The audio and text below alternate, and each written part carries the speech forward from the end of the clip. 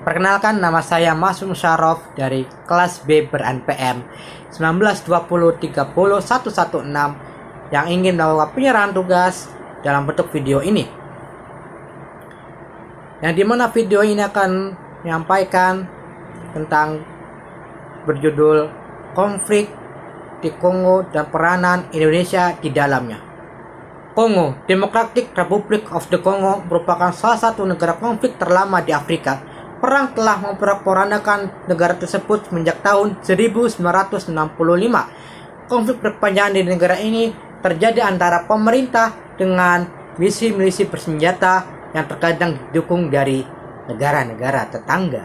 Yang bisa dikatakan itu adalah sebuah kontroversi dalam lakukan tersebut untuk mencapai kepentingan nasional negara-negara tetangga yang membantu para milisi tersebut.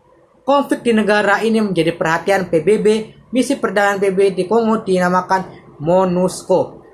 Sejak tahun 1996, Republik Demokrasi Kongo mengalami konflik yang tidak kunjung usai.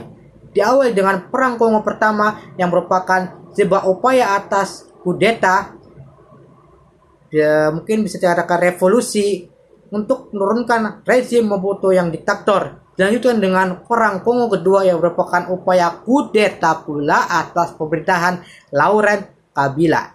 Perang tersebut secara resmi berakhir pada tahun 2003 setelah sepakati perjanjian damai Lusaka dan Accord Global and Exclusive AGI atau bisa disingkat menjadi AGI.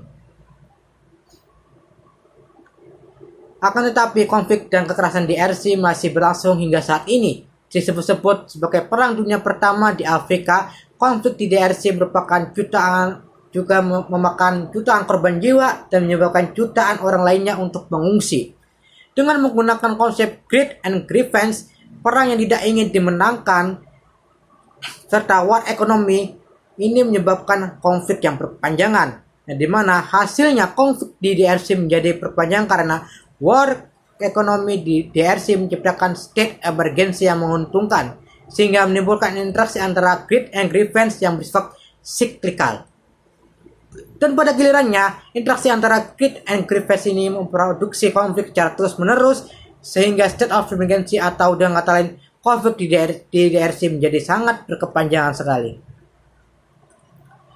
Sudah lebih dari 20 tahun PBB bekerja sama dengan negara-negara lain termasuk Indonesia juga mengatasi konflik di Kongo. Dalam laporan penanganan misi di Indonesia atau rapornya penanganan misi Indonesia dari tahun ke tahun dinilai sangat baik dan diakui oleh masyarakat, pemerintah Kongo dan markas besar PBB di New York, Amerika Serikat. Keberhasilan Indonesia melaksanakan misi perdamaian tak lepas dari kerja keras yang dilakukan TNI.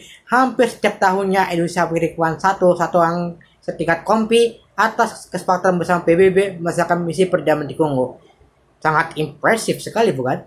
Kompi yang dikirim ke Kongo adalah kompi Zeni. TNI adalah kompi Zeni TNI dengan tugas utama yaitu tugas di bidang teknik, yaitu membuat jalan, pemeliharahan lapangan terbang, dan quick task atau tugas-tugas yang lebih ringan dan cepat yang lainnya.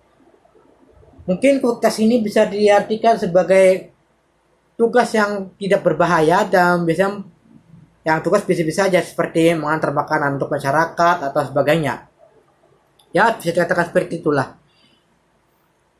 Kompi yang dikirim ke Kongo juga keduanya itulah yang menjadi indikator besar misi. Ditambah dengan hubungan yang baik dengan masyarakat dan pemerintah setempat yang digabungkan menjadi program KIMIC, Civil Military Coordination. Itu diartikan bahwa TNI tahu bagaimana membuat hati orang masyarakat di Kongo untuk bisa diajak bekerja sama. Itu juga di mana mereka juga berusaha untuk membuat Kongo itu di mana masyarakat Kongo menjadi sangat aman dan tentram dengan kehadiran TNI dan pasukan perdamaian PBB lainnya. Dengan melakukan hal itu terus-menerus, maka masyarakat Kongo juga lebih percaya terhadap pasukan PBB dan mempermudah pergerakan PBB dalam meringkus para misi bersenjata tersebut.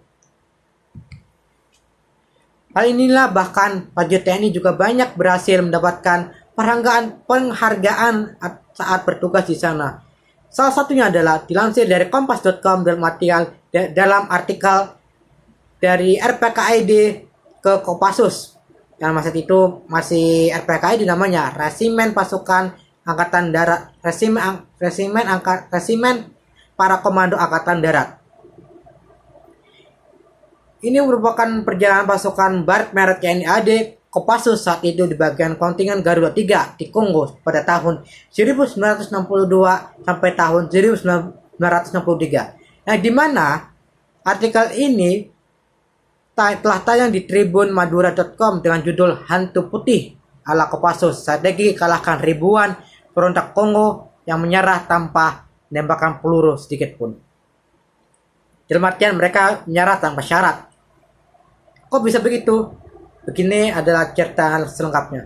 Pada saat itu, pos komando dari Resimen Garuda Ketiga ini diserang oleh sekitar 3.000 pasukan milisi bersenjata yang dimana melakukan penyerangan pada malam hari sampai dimana para milisi tersebut mundur pada saat subuh.